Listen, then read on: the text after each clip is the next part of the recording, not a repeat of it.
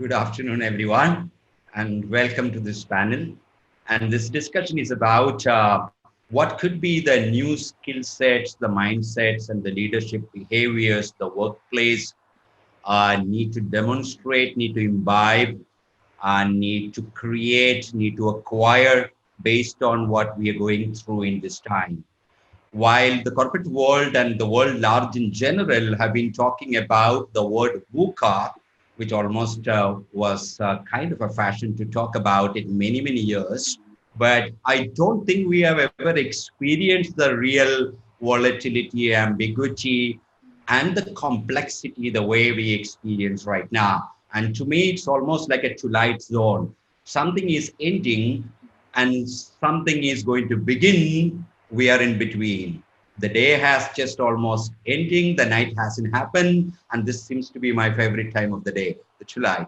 And in this time when we are just reflecting and our own thoughts about, I know predicting future is tough, and none of us are future predictors, but each one of you in this panel has vast experience in HR, in dealing with the people, in building capabilities, in running organization. What my expectation is that if we bring that experience distilled with your wisdom of being here, we may be able to add value and create some kind of a sense and sense making about what kind of skills, what kind of mindset, and what kind of a leadership the modern world, when we emerge from this, would require. Then we will break that down into what could be the gap now, how do we go about, and what could be the steps in it.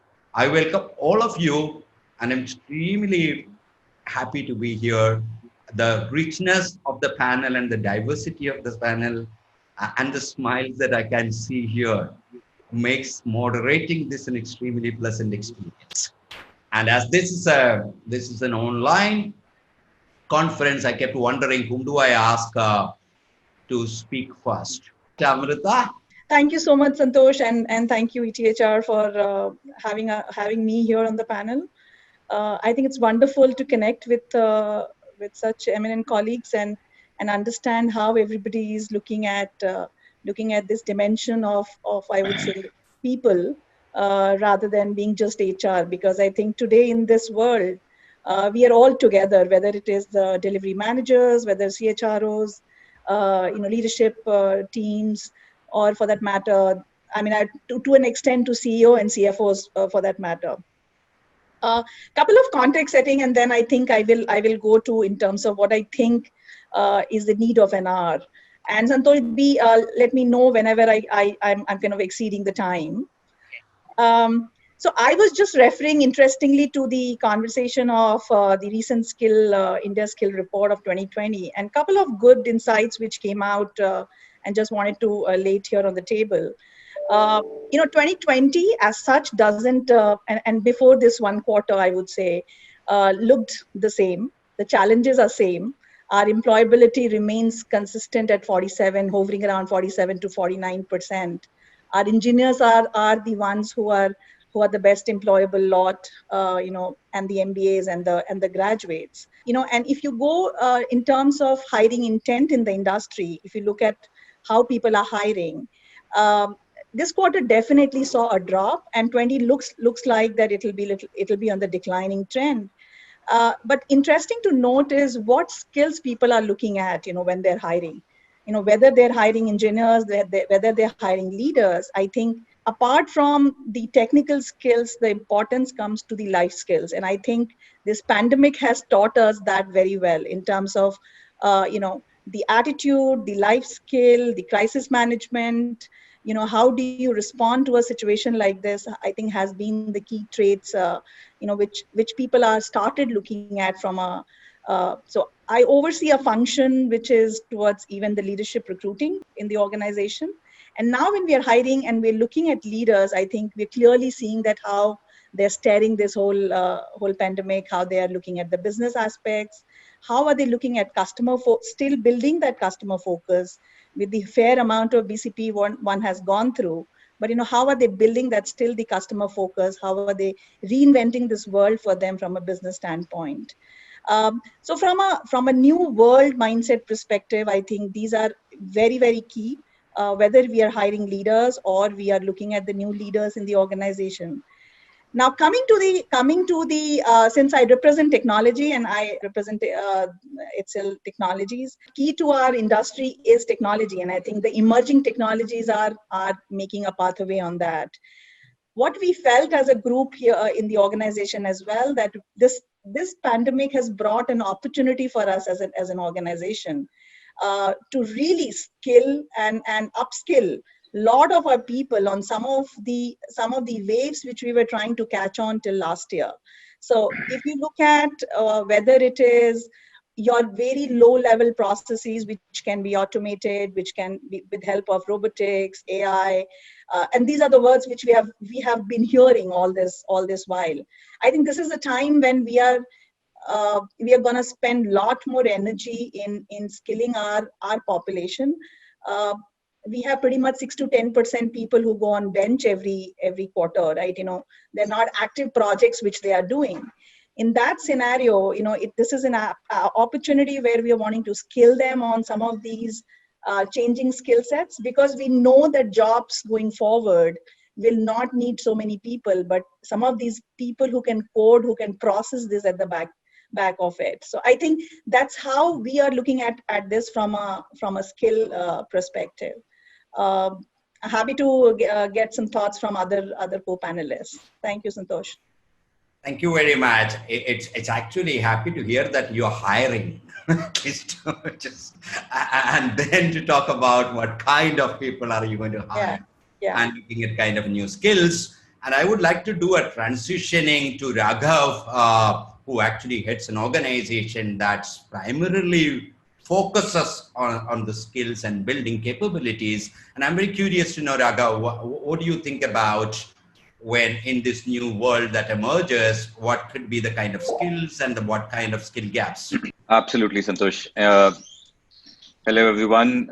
Really good to be here, and absolute honor to be on this panel today. I was thinking about, there's so much one could talk about, right? And I think this is a super important topic in today's time. I put down 6 things that I think I should mention to start with, and I'll keep it crisp and brief. If I were to say, and this is not even number 1, but if I were to say the world is undergoing a massive change, I think it would be an understatement for sure, right? But there are some interesting things that we're hearing. I think the first 2 are probably well understood, well recognized, but I'm not so sure if number 3 to 6 are equally as well. So let me just lay these out, right? So we're all hearing this, and World Economic Forum says this, 42% of jobs are expected to have an entirely different skill set by 2022. This was a little bit longer, further down the line, it's come up, it's here, right? We're also hearing quite a bit, and Deloitte says this, other organizations say this as well, that skills just don't last that long, especially technical skills, and they expire every 2 years. I think these are well understood. What's probably not as well known is the following 4 points. So we are coming up with something which we call the Global Skills Index. It's been released very, very recently. And we found, interestingly, that industries with more skilled talent, especially in technology skills, actually see higher stock returns and less disruption from COVID-19. So I think for many senior leaders who are joining us today and listening into this panel, it's not a fuzzy investment at all. I think data is proving to us that investments in skilling, especially in technology skilling, digital skilling, data-related skilling, has a very measurable impact on business. The second point or rather the 4th point that I'd like to make is, as a part of digital, many companies are making significant technology investments. But Accenture tells us that only 10% of companies fully realize the value of their technology investments, because their people are not necessarily knowing how to use the technology that they're investing in, because of not enough skill being built up to use that technology. And I think that's a question which I think organizations need to be kind of solving for. Point number 5, which is kind of linked to the Global Skills Index that I referred to as well. So this is a second year of this report that we're releasing, and it marries our, Coursera's deep expertise in data and education, and brings together, 60 million plus learners on our platform, and what we are seeing in terms of insights from these individuals, we are now being able to share at a country level, at an industry level, at a company level, how different organizations are performing, and being able to benchmark, how banks in other parts of the world are doing, let's say with banks in India, or how IT services companies are doing in other parts of the world versus India and within India, I think is a great guardrail for companies to be thinking about. And the last thing which I'll mention, and I'll pause with that, is often in my discussions with HR leaders, learning leaders, CXO, there's always been a question around, if I make a significant investment in skilling my people, how do I effectively measure the return on that investment? And in today's world, it can't just be on a gut feeling, on a hunch that let's make this investment, we will get something in return. And one of the things we did, I think a few weeks ago with IDC, is worked with IDC to say, let's come up with a third-party report to actually be able to measure return on investment of the dollars or rupees that a company is making in skilling their people. And I think to be able to do that is a powerful step forward, because as skilling in today's world becomes not only a learning leader topic, but also an HR leader topic, and eventually I think a CEO topic, I think being able to make a business case for learning is an important point. So I'll stop with that, Santhosh, and give it back to you. We not only heard from you about Coursera's perspective, but we could also hear Deloitte perspective and Accenture perspective. And that, thanks. And I was just wondering, from a banking industry, Madhavi, with your experience of being in the financial sector for such a long time, which you've been always there in that, what's really changing? So one could be just about the specific skill, but what I would want is from a wisdom perspective. After all this, do you strongly believe that we will just go back into normal? Or is there a deep inciting thinking, thought process around something really emerging from both the leadership mindset and skill set, at least in the financial sector or in the broad-based spectrum, in your awareness? See, first of all, thanks for having me on this session. I think it's a pleasure to sort of see all of you, and I'm going to learn a lot from this session as well.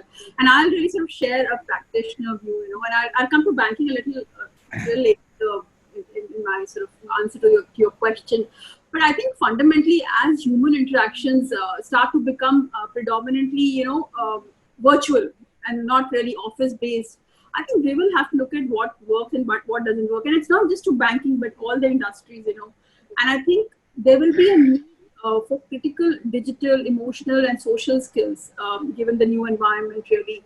And the fact that you have reduced physical interactions with your teams and customers, we will have to look at what are the skills that will require to be developed to be effective, both with your teams and with your customers. So how do you source business in the new world will be something that we all have to look at. And we're already working on that, really. And skills like leading teams virtually, building cohesion in teams, and engaging customers remotely. I think we're just sort of grappling with that right now, because the traditional view has always been that, customers like to meet you and interact with you face to face. They get a little comfort, and it's a human thing. It's nothing to do with they're being demanding or anything like that. So I think in the new world, how do you make sure that you're in a virtual world, you're connecting with the customers to get the business, and with teams to build that engagement? And that's something that we're looking at. And I think that is going to be sort of critical. I think things will change. Nobody can predict the future. So if you ask me, can I predict the future? Not really. But I think the way the trajectory is going, there are disruptive times ahead. We don't know how this pandemic is shaping up. Every day there's something which comes up, some information that comes up, and there's a counter information that comes up. So I think we're just grappling with all the changes, really. But I think the one thing that we have to focus on is building a connected culture across our teams, across the whole sort of value chain that we offer to our customers, really. And to my mind, I think one of the things that we've been thinking about really is that, given how the banking world and especially for us, the Deutsche Bank, we've just sort of, aligned to the new ways of working so rapidly and so quickly. I think it's a learning for us, that we can actually do things fast. So I think the whole bit of agile execution actually came into play. And like you said, people have been talking about VUCA times. I don't really like that word, by the way, but this is really the time where, everything is so uncertain, so ambiguous, I think. So my sort of, if I were to look at what skills will be required from a skill point of view, I think, like I said, leading the teams virtually, engaging customers remotely, because obviously we are here for business, really. And I think the third, which is I think the most important one, is the managing ambiguity, and evolving the scenarios as they come up. And this could be via change management or, a sort of agile execution or whatever. I mean, I'm sort of using broad words, but I think the whole bit about how do you get managers and leaders and teams to handle this ambiguity that we're living in, I think that will be a big focus area. So I don't have an answer whether banking will change dramatically, but yes, I think we've been talking about changing virtual, digital. I think this pandemic has just made that rate of change faster, really. Thank you. And Srikanth, you are as a person, you're also somebody who is really passionate about not only exploring the outside world, but also exploring the inside world. If I remember you correctly from years ago. So I'm curious to know that in dealing with this kind of an uncertainties, what kind of mindset and skill set and leadership do you think that we currently miss, which might emerge as a need in the future? Sure, thank you. It's a pleasure to really be part of this forum. Most of the speakers earlier touched upon the absolute transformation that's taking place per force at times, and at times more consciously companies are transforming. But at the core of the whole thing, undoubtedly, is the digital transformation that is taking place. Now, enough is spoken about the digital transformation and the digital ways of working. And we also know that's really getting accelerated thanks to the pandemic. So there are four pillars really which I see where the transformation is happening. One, the leadership behavior, the way we lead, the way we sell, the way we engage with people. Two, skills, of course, which I'll touch upon a little while later. Quite a bit has been spoken about the kind of skill set changes and so on. The third one is the employee experience. Needless to mention the behaviors that are really taking place in employees who are either working from home or working remotely, the way we are engaging with them. A huge amount of employee experience innovation is happening across. Most HR people are really engaged in innovative practices and bringing about a different kind of an experience for employees. Now, let me go back to skills and what kind of skills are we talking about? I personally think, at least the technology sector where I am working in, clearly the focus was on technical skills and domain skills, which were being talked about. But there are two additional areas which have come in. One is a solutioning mindset. Very clearly, it's not enough to have a technology or a coding skill, but more importantly, how do you bring in a solution to the customer in the new technology areas, namely cloud, agile development models, AI, ML, we talked about all these things. But yes, how do we really bring about a solution, bringing all this technology together? And of course, the soft skills, which are always there. The most important element I want to focus on is the way you want to really get the bang for the buck in this era of multi-skilling, or what in technology we call full stack skills, is hyper-personalization of training. Now, I know the Coursera and Udemy's, and there's a lot of content out there, but the ownership, or rather the onus, is on the learning leader or the HR leader in the company to how to really contextualize the training for the right kind of skill for the right person. My favorite example is everybody wants to get into the buzzwords. Everybody wants to learn AI, ML, DevOps, and so on and so forth. But let's take a guy who's really skilled in testing, right? There's no point in teaching him an ML or AI or any other areas of skilling for a person. You got to really map the adjacency of the skill for a person in the digital age. For example, if a guy is doing testing, the right skill for him could be Selenium. So how do you map it? How do you bring in a kind of a technology into the learning ecosystem to personalize and hyper-personalize the skills so the right skill is imparted to the right person? I think that is the key, how you're going to get a return for investment. I think you're going to be much more productive. You're going to get the, as I said, return on investment on the skilling if you hyper-personalize the skilling technology and the skilling methodologies. That's broadly where I look at the whole shift in the new era, and that's where I think we need to focus on. Thank you, Srikanth. I think, Manu, you represent a very interesting industry. While here we have like an HCL or Srikanth's case, large technology where they are keep reinventing themselves, new skills, and the whole entertainment, the whole television, the whole. What's really? Could you also give us a quick insight on what's going on in that space? How would you see this space will be evolving, and what could be required in this space? And of course, you can expand and talk about in general in the corporate world. But I'm also very curious what's going on in that space.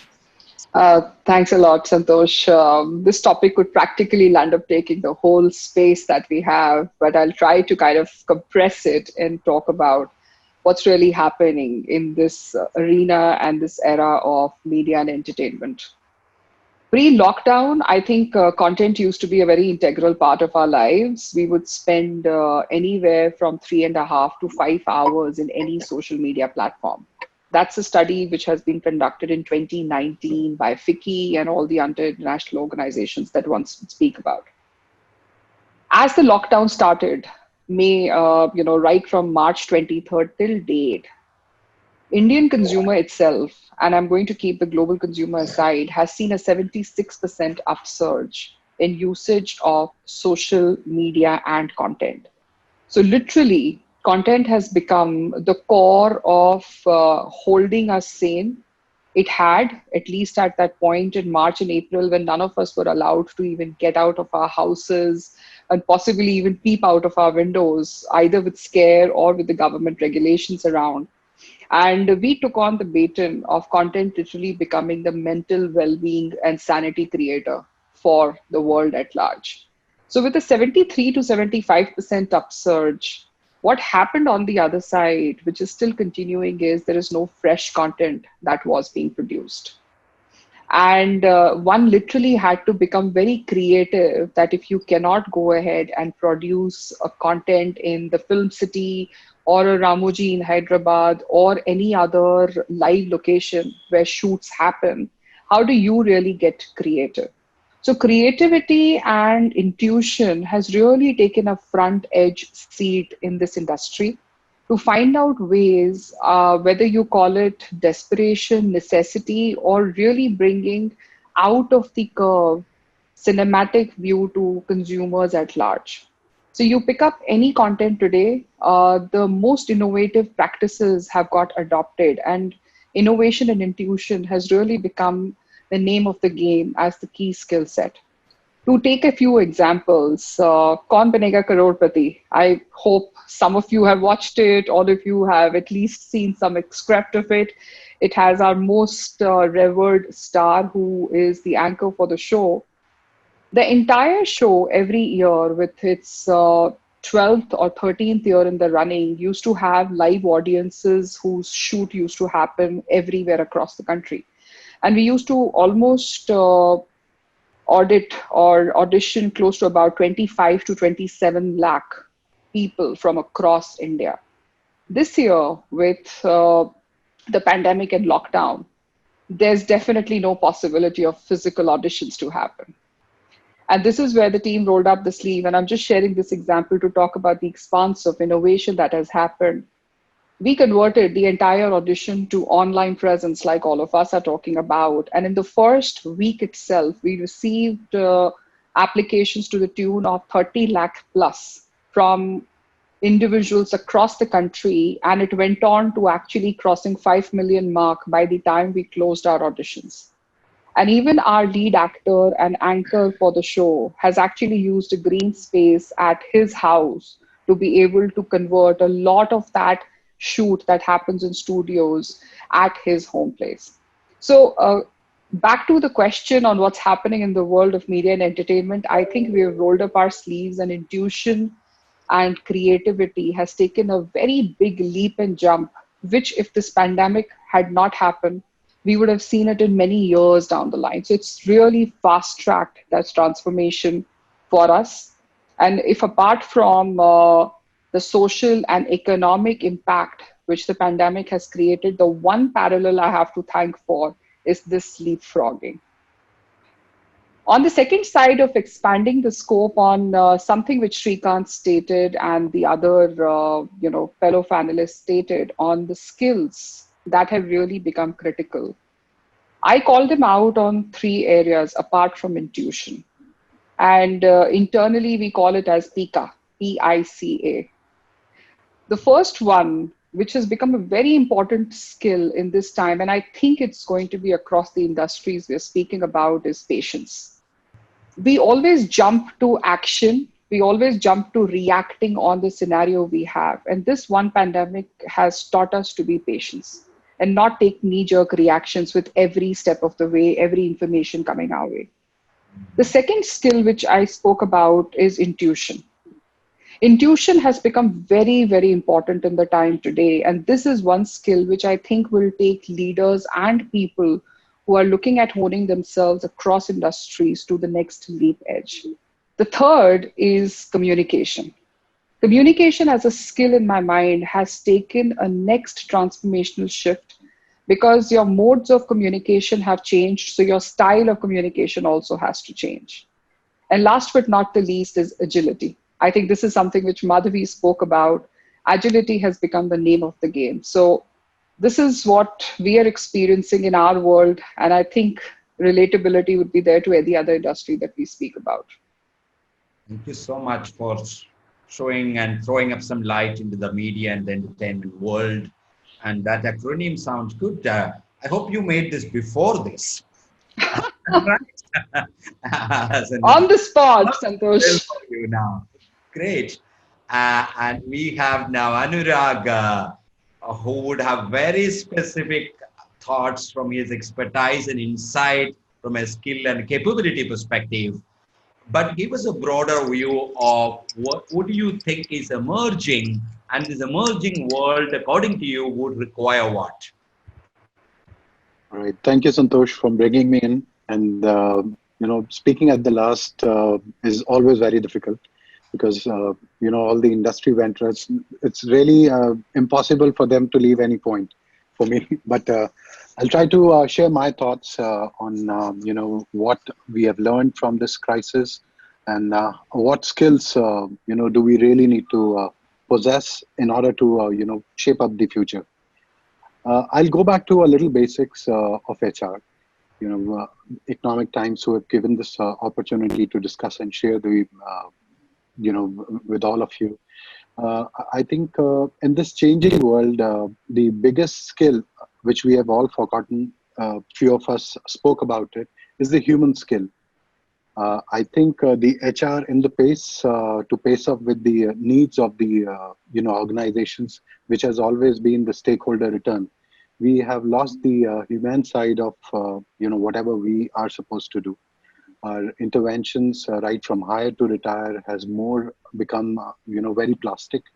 And I think we all need to focus back, look back on what we do, how we do, and bring the human side back in the business. The reason I think, I believe in this is because, whatever we have done in terms of interventions, we have brought in the technological advancement that has come in, still there are, issues that we are not able to tackle. I'm talking about the biggest buzzword called attrition. So since past 20 years in the industry, this world has become a nightmare for, industries across. So, this is one thing which I feel is the biggest pain point, attrition. And, we have not been able to focus on this because we have lost the, human touch with all the employees. Employees do not feel the sense of belongingness with the organizations. And that's the reason I think human skill is the foremost skill that we all need to focus on moving forward. Yes, technology, the digitization will play a very, very important role. But again, the most important would be how we treat our employees. We see a polarization, all across industries. Even in my organization, we have seen polarization in leadership. We've seen leaders who've been, really onto their teams, monitoring them day in, day out, not trusting them fully with the way they're working. And on the other side, we have seen leaders who have really, entrusted the team, empowered their teams. And I think moving on, the organizations and the leadership will be judged on the way they have treated their teams and their colleagues in this crisis. So I think human side is, again, very, very important to focus on. That's my two take. Great. We have a little bit more time, so I wanted to come back to you for one more round. This is with a strong belief that in most organizations that we have worked, the top team development and reflecting many a time become a blind spot. Like parents will look at families and what skill I want in my kid, what skill that each one of my children want to go develop.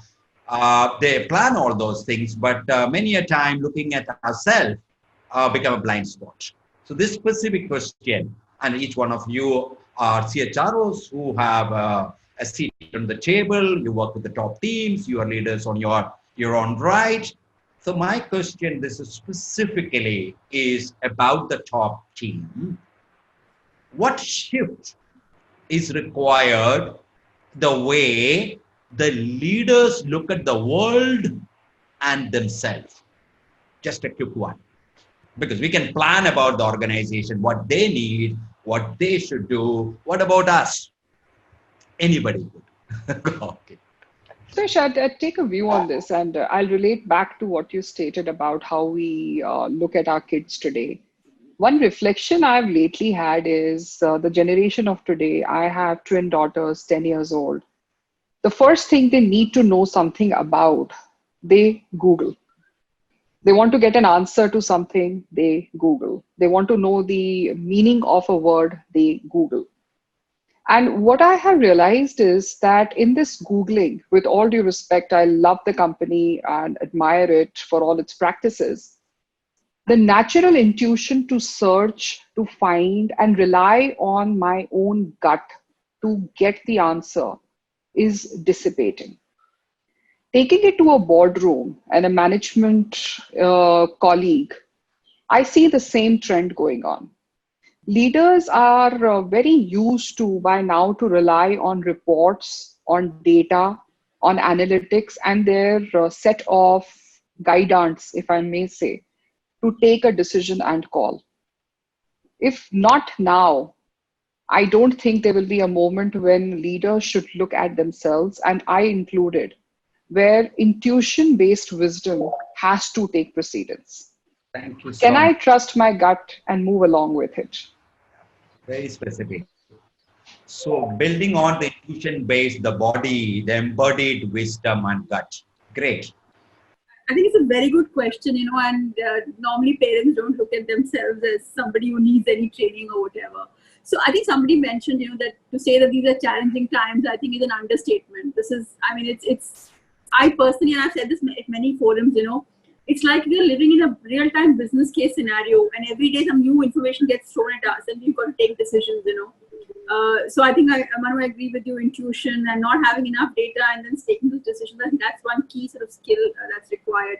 But I think personally, leaders are doing an amazing job. If I see across organizations of just pulling it all together and working through the scenarios. And I think one of the things they are doing, but in absence of data, they're trying to consult the experts more and more. And that is something I see as a trend. Earlier, leaders would just pull in everything and take a decision. I think the consultation with experts is sort of going up. So I actually, if I were to look at 4 leadership traits that I think are required today, and as we sort of go through this pandemic, and I think the way it's going, it's here to stay for a while. I think the first bit is the adaptability and the agility, again, like the agility point in decision making without all the answers available. So you call it intuition, call it judgment, whatever. That I think that is one key skill that is required, and that is something that we have to develop as we go along. And I don't have answers as to how to do that. The second bit is consulting the experts. Understanding that I don't know it all. I have to consult a lot more experts than I did earlier. Okay, this is not my area of expertise. I run the business, but I don't know how a pandemic is evolving. How do I pull it all together?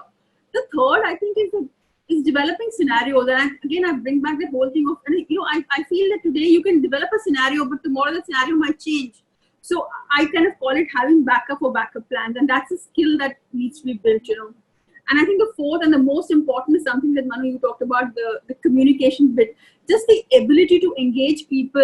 And it's not just engagement. I think to reassure people in these difficult times that, they're being taken care of. I think that is, to my mind, the most important skill, I think the role that leaders have is become even more difficult in these times. They just have to sort of up their level in terms of reassuring staff and at the same time making the business viable. And I think it's a difficult role, but I think there's skills that we can develop, in these times. Thank you, Madhavi. Raghav? So I was thinking about the answer, as the previous speaker spoke, and I've thought about this question a little bit, but I don't think I've thought about it in a structured manner. So I thought about the answer from my personal perspective, right? As somebody who's responsible for a business in India or Asia, what has been changing from my perspective, right? And just as context, right, we're a fairly large platform, but on top of that large platform, we've seen some crazy growth in the last 4 months or so. Globally, Coursera's usage has grown by 650%, and in India, it's grown by like 1400%. So in the context of all of that, right, what would be the 3-4 things that, I think has shifted in terms of my own skills? The first, of course, has been managing virtual teams. It's a completely different ballgame, managing a virtual team versus managing a physical team, but very closely related to that is also managing a team without formal authority. I'm on teams where people are in New York, people are in the Silicon Valley. They don't report to me, but I'm still managing that team. And how do I get that team to achieve what its objectives are? So to me, that would be the first. The second actually is still an acceleration of self-learning ability. The amount that I have learned in the last 3-4 months is, I think quite a lot. And just that ability kind of continuing to accelerate, I think is an important element of this. And I think the third is, to me, and I say this in the context of work, not so much from a personal standpoint as well, but the third is mindfulness and well-being, whether this is your own, whether this is your families, or whether this is for your team members. In the first month of this hyper growth of 1400%, in the month of March, we went from 10 universities in India using Coursera for Campus to 3,400 universities using Coursera for Campus in a matter of 2 months. And in the midst of all of that, the kind of stress that I was experiencing was just, through the charts. And I started doing yoga, and I was saying to folks in the family that the amount of difference it made from a mindfulness and a wellness perspective helped personally, but also helped from a work standpoint. And we've seen a course on Coursera called The Science of Wellbeing, which is from Yale University, which I keep recommending to everybody, has gone to 2.5 million users, subscribers to that course. Most of it has happened in the last 4 months, because for all of us as human beings, as business professionals, I think these are important skills to be thinking about and building. Thank you. Anurag? Definitely, I would agree with all of them. And I think virtual working or remote working comes with its own challenges. Whenever we are in an office environment, we see our colleagues, we see our team members, we can actually, and try and understand it better, that what stress they are going through, what anxieties they are going through. But when we are working remotely, it becomes even more difficult for us to understand the stress levels, the anxiety levels. So I think the most important thing that we need to focus on or learn is how to understand the mental well-being and the mental health of our employees working remotely. Thank you. Amrita, the question was, what need to change and shift in leaders, including us in the job? So, Santhosh, I think I will just allude to what Madhavi and Manu were talking about. I think one important thing as a leaders, what we personally have felt across and we should keep imbibing is the trust. The trust in this environment where if 98% of your workforce or 100% of your workforce is working from home. We were not used to this setup where the managers will have a team right across the table and they will look what they're doing, they're micromanaging. I think that trust is something which I want to allude to this, to the forum, that, we all as leaders have to start building that much more for our teams and for larger organizations. Because today when everybody works from home and they have various other aspects, whether it is connecting with managers, engagement, fatigue, I think all that is mounting, but still when they're performing, and how do you manage them in that environment, I think is very, very important. The second aspect, I think, which all of us have learned, and I think I heard that Anurag saying that the entire human touch from hire to retire. But I think that what brings back the fact that empathy for our people is something which I feel, every leader today in the boardroom feels about it. And I can allude to the with a quick example is like, when we were going through all this, and when you have people in 100,000s and you have to get them to a safe location. They are spread all over. There were lockdowns. There are people stranded outside India, and you have to get them back to the country, and so on and so forth. It has been a nightmare. But I think the whole empathy what leaders have seen to the whole community from an employee perspective has been just humongous. I mean, I think I appreciate that from all the CEOs. So they left business at one end and said, this is the priority for us to do. And I think that's amazing. And we're going to work on this further as a trait for every leader, which we bring. And needless to mention, agility, thinking on feet has to come, because these are some of these, the pandemic has taught us that, some of these things, none of us have seen this in the past life, and how do you deal with that? I think that would come. The other important fact is communication. I think with large organizations and or a small organization, doesn't matter. But I think how much you communicate and how you communicate is very important. And it has become much more important now in this virtual era. I think we've seen tremendous work around it, tremendous change management, transformation in my organization itself for that matter. And I think that going forward will become a key for all the leaders to engage with their people and with their teams. So those are my takeaways. Thank you.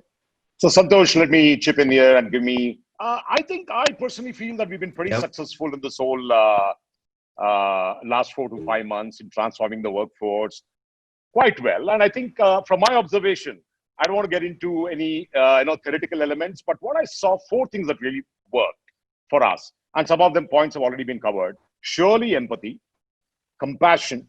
When I say compassion, not just people-to-people compassion, compassionate in your policies, compassionate in your processes, tweaking the processes and policies to suit the times in an agile manner clearly worked for us. The third one is bias for action. I like this old, Tagore quote when somebody said, the real self-awareness comes when you know yourself. And Tagore quipped, saying that it's not about knowing yourself, it's about forgetting yourself. It just talks about, there is panic around, there is stress around. How do you forget it and get back to action is clearly worked for us. And the fourth and the last one is really driving a sense of purpose. You call it vision, you call it a common vision, you call it an overarching purpose. When the purpose is built into the workforce, they really rally together, the troops rally together, and you tend to achieve your goals faster and better. These 4 I saw working very well. I hope we continue to, shall we call it, institutionalize these behaviors. And these are the very critical behaviors I saw will make organizations successful. From a learning point of view, let's just focus on learning, skill building. What do we see as challenges in the next 1 year or 2 years? Yeah, go ahead. I personally think the leadership styles, if you may, are going to change quite a bit. I did touch upon it. I completely agree that a human touch is important, but at times, when you're really engaging your employees on a platformization, if I call it, I think platformization is a learning. I mean, let me put it this way: platformization, hyper-personalization. Now, what do I mean by that? You're going to engage your people and platforms. You're selling on your platforms. When I say platforms, it could be Teams, it could be your webinars, it could be your communication platforms, it could be your solutioning platforms. You're talking about technology itself is all completely platformized, whether it's cloud or whether it's your AI, ML, and so on and so forth. So platformization is something that HR in general, because it's an HR forum, need to understand that how do you keep innovating on platforms which deliver your services to the employees, which includes engagement, communication, training, mindfulness, you name it. Selling is going to be a platform. And more importantly, every service is going to be personalized. Your HR services are going to be personalized. Training is going to be personalized. Selling is going to be personalized, which always was. It's going to be more personalized in my view. And I think these are the two key anchors. How do you use platforms to get more enhanced employee touch? And how do you personalize your services across the board? That's my biggest learning. I think the one which I would add is, and I'm sure all of us are going through in our sectors, is perceived and already created massive job loss. And I definitely know that this is a hot topic which we are all catering to in our companies and industries. But one piece which I know is a challenge which we are grappling with, and it's there to come, if it's already not come, is mental illness as a result of it. And honestly, I still haven't figured out how do we cater to a massive unemployment that's standing in front of us, and how do we tackle the mental illness that will come along with it. We are seeing celebrity notes on taking lives, but we are not coming across a common person who may be actually taking the same call about their lives. And are we being proactive as a corporate to tackle it? So Madhavi, to your question, if you really ask me, that's the big black hole, which I don't have an answer to right now. Thank you. Just on the interest of time, because my work is largely with the leadership teams, and we have been just hearing this, and two things that has worked. I strongly believe that we all need to develop something that I call a surfer mindset, the mindset of a surfer, because surfing possibly is the only sport that you can do well when the sea is bad. Because if the sea is calm and straight, you can't be a surfer. And what could be the mindset of a surfer? He creates strategies while on the wave, use the waves. He's not somebody who's sitting on the beach and preparing and planning how does the next. I still remember all the vision program that I did for 2020 for clients 3 years ago. Vision 2020, we create that PPTs like the house and 3 strategies. Now, I think we all as leaders need to develop something I call a surfer mindset. How do I be a surfer? Ride the waves, create strategies on the wave, not scared of it, and be in that moment. The second thing that I found very useful is understanding organizations as complex adaptive systems, not structures, interconnected. Most of us understand the word complex adaptive system. So we recently started doing something called mapping informal networks in organization. How does the informal organization work? And how do you trigger that to build trust and connection and innovation?